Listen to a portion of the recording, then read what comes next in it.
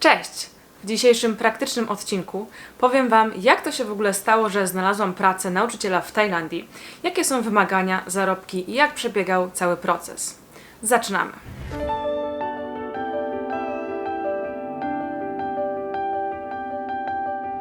Pracy jako nauczyciel angielskiego zaczęłam szukać w połowie lipca, po przyjeździe do Bangkoku z Koh Phangan. Właściwie amnestia dla turystów niedługo się kończyła i musiałam znaleźć sposób na to, żeby zostać w Tajlandii, ponieważ sąsiednie kraje w dalszym ciągu się nie otwierały. Zaczęłam od szukania na grupie facebookowej Teaching Jobs in Thailand. To jest taka największa grupa, tam jest chyba 70 000 osób. Jest też dużo mniejszych, ale w tej akurat jest najwięcej ogłoszeń, chociaż dużo osób zamieszcza tam swoje posty z informacją, że szukają pracy. Dają referencje, jakieś doświadczenie, informacje, kontakt i po prostu szkoły czy agencje same się do nich zgłaszają. Ja tam akurat posta nie zamieszczałam, skupiłam się na ogłoszeniach, które są, więc odwiedziłam też stronę ajarn.com.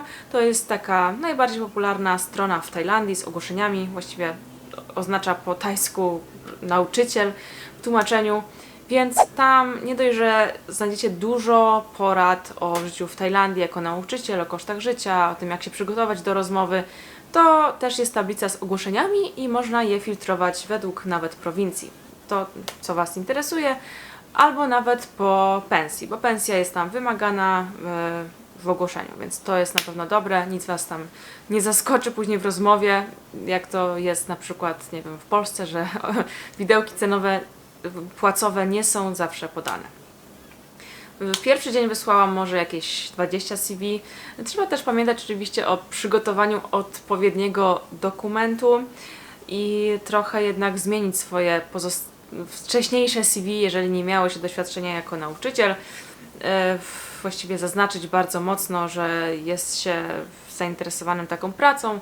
Dodać, że na przykład prowadziło się jakieś korepetycje, czy właściwie zaznaczyć po prostu użycie języka angielskiego, tak? Oraz nauczanie innych, żeby to było jednak trochę widoczne. Chociaż nie wiem, czy oni tak to CV sprawdzają. Jeżeli ktoś nie ma doświadczenia, to tak do końca nie jest to aż tak ważne. Ale pamiętajcie o zdjęciu. Zdjęcie musi być oficjalne, ładne, dobrze widoczne i jest też na pewno wymagane. Ok. Wysyłałam CV, po pierwszym dniu była cisza, w drugim dniu zaczęły się już odzywać agencje, bo od nich z pracą było najszybciej i z ofertami.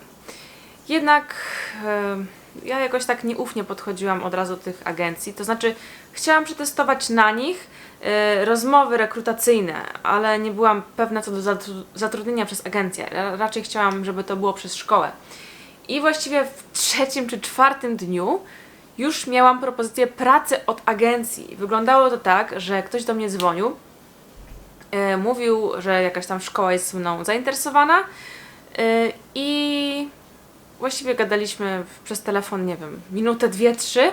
Później ktoś dzwonił do szkoły, pytał się, czy chcą mnie zatrudnić i później agencja odzwaniała: Marta, słuchaj, przyjeżdżaj gdzieś tam na prowincję, praca na Ciebie czeka. A ja tak sobie patrzę na to, dobra, ale ja nie wiem, co to za szkoła. Nie mam nawet jej nazwy, bo agencja nie chce mi podać przez to, żebym ja bezpośrednio do nich nie napisała w związku o pracę, tylko robiła to przez nich. I nie, tak patrzę na to, nie, dobra, spokojnie. Chcę przejść kolejne rekrutacje, nie będę się po prostu rzucać na pierwszą, lepszą pracę, którą mi dają. Niestety oferty z agencji też mają często trochę obniżone te pensje, przez to, że agencja bierze oczywiście prowizję i zazwyczaj robią tak, że po przepracowanym kontrakcie oni Wam zwracają jakąś część tej pensji lub dają bonus, ale jednak jest to mniejsza pensja niż przy bezpośrednim zatrudnieniu. Dobra, co mnie również zdziwiło, to to, że proponowali mi stanowiska pracy nie tylko jako nauczyciela angielskiego, tylko dzwonili i pytali: hej, słuchaj Marta, chcesz uczyć matematyki, nie wiem, sztuki, informatyki? A ja tak myślę sobie, no jak to? Nie mam żadnej wiedzy na ten temat, w sensie, no dobra, w podstawówce powiedzmy, że każdy według książek może uczyć, ale nie mam żadnych kwalifikacji, ale tutaj w Tajlandii nikt się tym nie przejmuje. Właściwie jak masz skończone studia wyższe w dowolnym kierunku, to możesz uczyć wszystkiego. możesz uczyć wszystkiego. Więc nie, ja właściwie wiedziałam, że chcę uczyć tylko angielskiego i jakby tutaj nie przyjmować się jakimś innym programem. Chociaż jeżeli byłaby oferta z jakimś dobrym wynagrodzeniem, nauczenia na przykład informatyki, bo właściwie na takie stanowiska się zgłaszałam, bo stwierdziłam, że mogę pokazać coś dzieciom, nie wiem, z wideo, z foto, czy z jakimiś programami po prostu graficznymi, to z chęcią, czemu nie? Ale właściwie przejdźmy do kolejnego tematu. Właściwie po 2-3 dniach miałam rozmowy kwalifikacyjne codziennie. Telefon się urywał, pisały agencje, pisały szkoły, ale z tym było trochę gorzej, bo oni nie działali tak szybko. Ale stwierdziłam, że stop. Ja chcę iść osobiście do szkół, zobaczyć jak to wygląda, czy ja chcę tam uczyć, czy jest fajnie, czy nie i zostawić też osobiście CV, od razu z kimś porozmawiać. Więc musiałam zacząć od pierwszej, najważniejszej rzeczy, czyli oficjalnego ubioru. Nauczyciel w Tajlandii musi ubierać się według określonych zasad. Oczywiście bez żadnych dekoltów. Koszula najlepiej z długim rękawem. Znaczy to nie jest koszula do pracy, powiedzmy, tak jakaś prześwitująca. Ale musiałam kupić białą koszulę oraz spódnicę za kolano, obowiązkowo. Plus do tego kryte buty, najlepiej czarne. I jak ktoś naprawdę nie chce zainwestować w taki strój, bo nie jest pewny, czy dostanie pracę, no to już od razu niech sobie odpuści. Ja stwierdziłam, że dostanę na pewno, tylko ten strój mi tylko w tym pomoże, a później i tak będę mieć go do pracy, prawda? Zakupy zrobiłam w centrum handlowym Platinum w Bangkoku. Tam wybór takich ubrań do pracy jest ogromny, w niedrogich cenach, więc teraz Wam pokażę w skrócie, jak to wyglądało. Już widzę, że będę miała tutaj naprawdę duży problem, żeby coś wybrać, bo sklepów jest bardzo dużo. O, niektóre zamknięte. Ale ja chcę coś kupić i mieć z głowy. Jakoś się nie zastanawiać, bo pewnie i tak będę potrzebowała więcej takich strojów. A dzisiaj tylko na jeden raz coś chcę kupić. Na pierwszy. To centrum ma aż 5 pięter i wszędzie są właśnie takie uliczki z ciuchami dla kobiet w takich małych sklepach. Niektóre są tandetne, trzeba przyznać, ale jestem całkiem miło zaskoczona, bo coś tutaj wybiorę, tylko mam ochotę wybrać i już uciekać. Dokładnie tutaj to było. Hello! Widzicie, bo tutaj są takie koszule ładne, białe, na przykład, o, ta mi się podoba. Z takiego materiału trochę z bawełną, ale jeszcze z domieszką czegoś, że tak się nie będzie gniotła. I od razu mogę kupić jeszcze w innym kolorze, na przykład w jakimś miętowym albo w niebieskim. Jedna kosztuje 300 batów. Jak kupię dwie, czyli za dwie zapłacę 600 batów, jakieś 69 zł. Nie można przymierzać, jest jeden rozmiar, ale chyba będzie ok.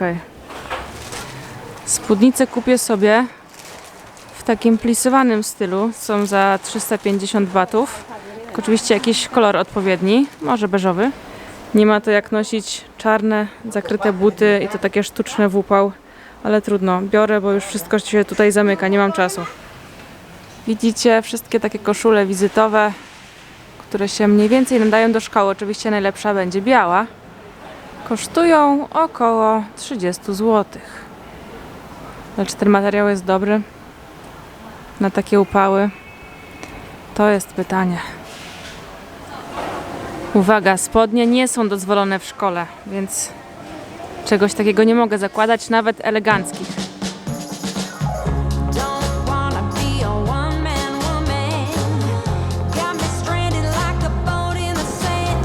Mała zmiana do zdjęcia na oficjalny strój nauczycielki, kupiony wczoraj i idę do pierwszej szkoły. Trzymajcie kciuki.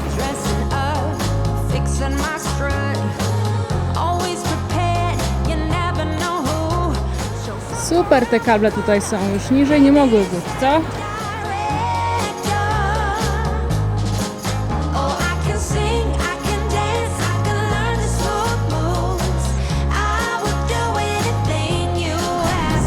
Musiałam też wydrukować oczywiście swoje CV w kolorze, w dobrej jakości, plus zrobić zdjęcia. I pomyślicie, po co te zdjęcia na rozmowę. Ale jednak, kiedy chodziłam po szkołach, dawali mi do wypełnienia formularz. To nic, że miałam swoje CV, opisane doświadczenie. Oni i tak chcieli moje dane na swoim formularzu, gdzie musiałam ręcznie wszystko pięknie wypisać i zostawić też swoje zdjęcia. Właściwie nie byłam w wielu szkołach. Myślę, że to było chyba 6 czy 8 szkół w mojej okolicy, bo oczywiście tych szkół było więcej, ale jak zobaczyłam, jak one wyglądają i na przykład, że są to szkoły publiczne, gdzie nie chciałam na pewno pracować, to tam swoich dokumentów nie zostawiałam.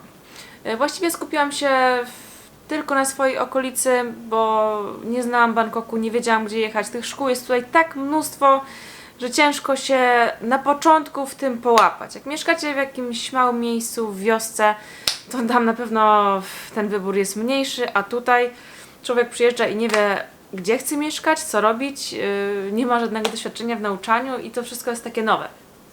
Więc właściwie jeżeli chodzi o zgłoszenia internetowe, to wysyłałam wszędzie i to był trochę mój błąd, bo moim zdaniem trzeba sobie trochę ograniczyć to wyszukiwanie i być pewnym, gdzie chce się mieszkać i co robić.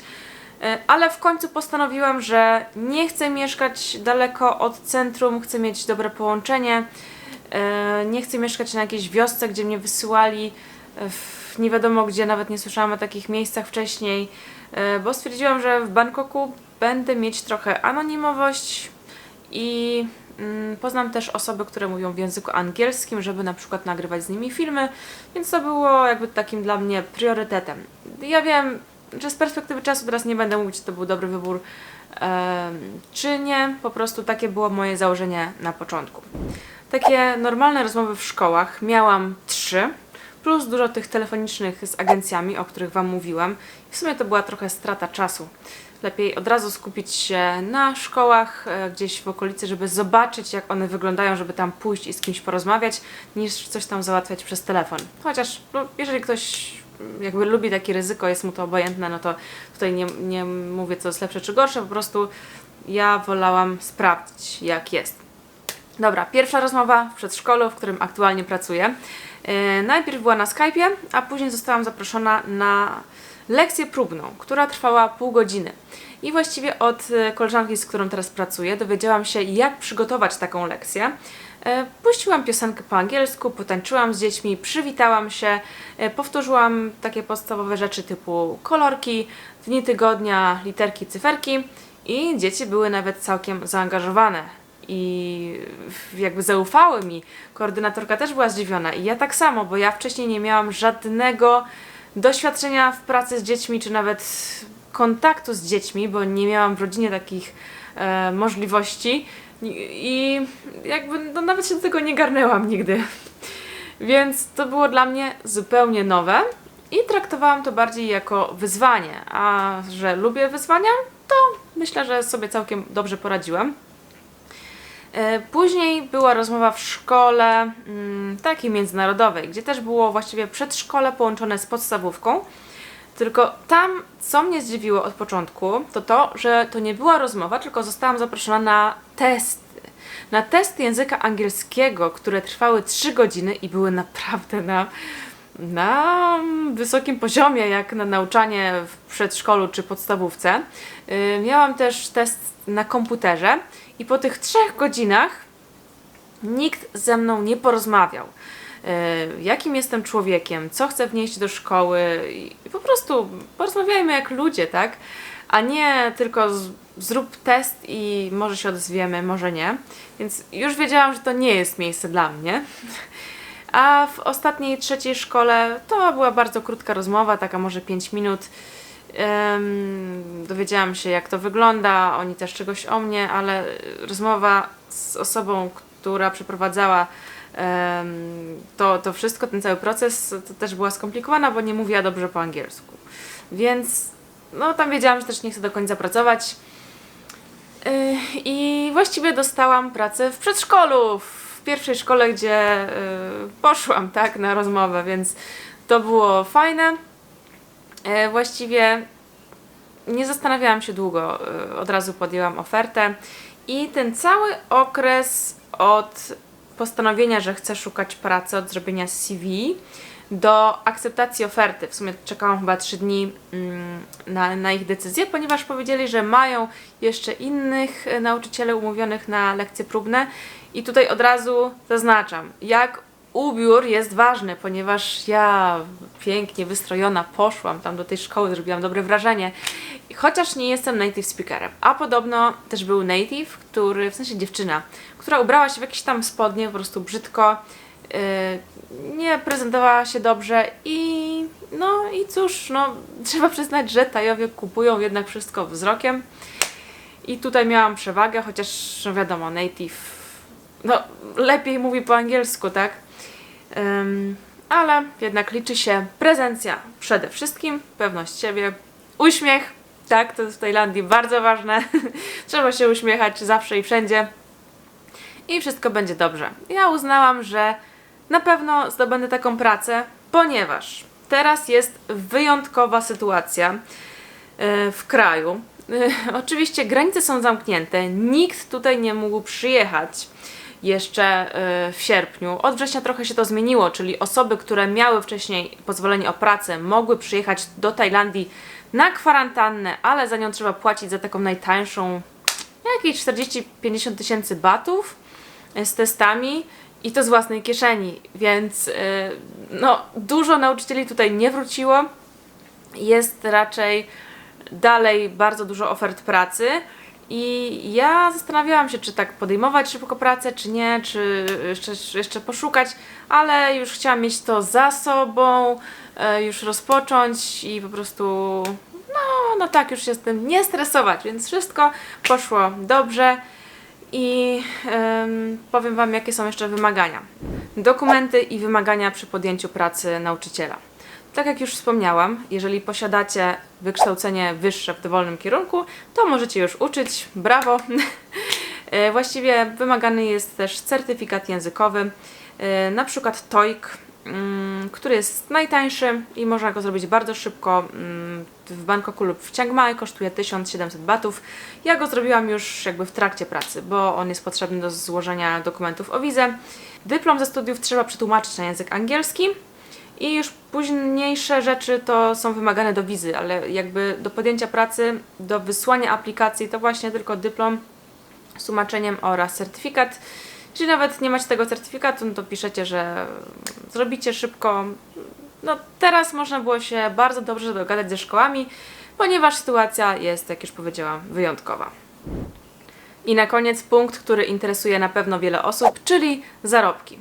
Jako nauczyciel angielskiego w Tajlandii bez żadnego doświadczenia można zarobić od 33 tysięcy batów w górę. Myślę, że taka realna pensja to 40-50 tysięcy batów dla osoby, tak jak mówię, bez żadnego doświadczenia. Chociaż 50 w tym momencie było już trochę ciężko osiągnąć, chociaż wydaje mi się, że gdybym szukała dłużej, to też bym mogła za tyle znaleźć pracę, ale że zależało mi na czasie, no to podjęłam trochę gorszą.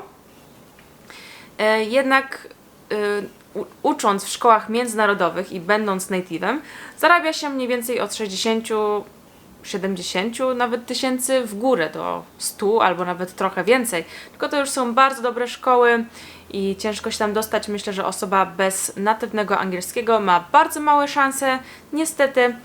Ale tutaj porównując też na przykład nas, osoby z Europy, do Filipińczyków, którzy są też zatrudniani, no bo na Filipinach język jest po prostu oficjalny, tak, angielski, ale jednak oni mają zazwyczaj dużo mniejsze stawki od nas, więc to tak nie ma na co narzekać, że my mamy tak źle. Po prostu taka jest hierarchia. W Tajlandii bardzo zależy im na tym, żeby nauczyli native i często w ogłoszeniach jest nawet tylko zaznaczenie, że to musi być koniecznie native. Ja nawet na takie zgłoszenia wysyłałam, lecz tutaj jakby nie otrzymałam odpowiedzi, bo dla nich to było jasne. Rodzice płacą za native'ów, muszą być i koniec. Ale też wiele szkół akceptuje po prostu nie native'ów takich jak ja i nie ma z tym żadnego problemu. W tym filmie skupiłam się przede wszystkim na praktycznych radach szukania pracy w Tajlandii, a jeżeli chodzi o samą specyfikę właśnie tutaj tego zawodu, to myślę, że zrobię na ten temat inne filmy. Jednak jeżeli chcielibyście kiedyś poszukać pracy w tym kraju, to najlepiej przyjechać i zrobić to na miejscu, ponieważ żadna szkoła nie będzie Was traktować poważnie, jeżeli z Polski będziecie wysyłać zgłoszenia o pracę, bo oni nie mają pewności, czy Wy przyjedziecie na pewno, czy nie. Więc rok szkolny trwa w Tajlandii od mniej więcej połowy maja. Teraz był przesunięty na czerwiec.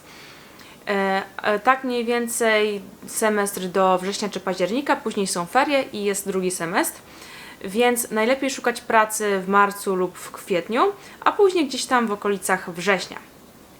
Trzeba przyjąć zasadę, że tutaj na pewno coś się znajdzie, bo jest mnóstwo szkół, no to tylko zależy od tego, czy znajdziecie w lokalizacji, którą preferujecie. Ale z pracą myślę, że nie będzie żadnego problemu. Dziękuję Wam za obejrzenie tego odcinka. Jeżeli macie jeszcze jakieś pytania co do poszukiwania pracy, to napiszcie w komentarzach. A pamiętajcie również o subskrypcjach, łapkach w górę i widzimy się w kolejnych filmach z Bangkoku. Cześć!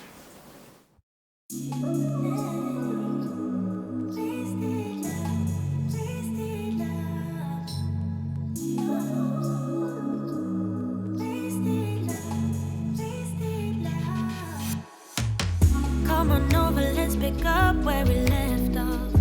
You and I had lots of love just